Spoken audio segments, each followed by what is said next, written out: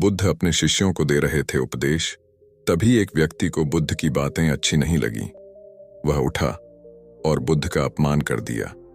बुरी बातों को बार बार याद करने से हमारी परेशानियां बढ़ती हैं, मन अशांत होता है।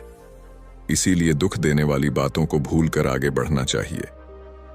इस संबंध में गौतम बुद्ध का एक प्रसंग प्रचलित है। गौतम बुद्ध अलग अलग क्षेत्रों में भ्रमण करते और अपने शिष्यों को उपदेश देते थे। एक गांव में वे उपदेश दे रहे थे।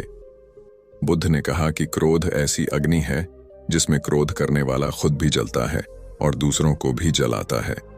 बुद्ध के प्रवचन सुनने के लिए बड़ी संख्या में लोग वहां बैठे थे।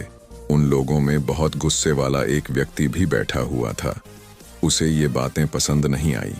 वह अचानक उठा और बोलने लगा कि बुद्ध, तुम पाखंडी हो। बद्ध ही बड़ी बातें करना ही तुम्हारा काम है। तुम लोगों को भ्रमित कर रहे हो। तुम्हारी ये बातें आज कोई मायने नहीं रखती हैं। व्यक्ति लगातार बुद्ध को अपमानजनक बातें सुना रहा था।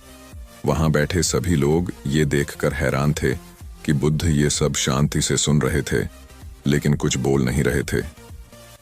क्रोधी व्यक्ति बुद्ध को शांत देखकर और ज्यादा क्रोधित हो गया।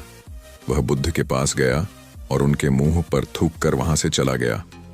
घर पहुंचकर क्रोधी व्यक्ति का मन शांत हुआ तो उसे अपने किए पर बहुत पछतावा हुआ।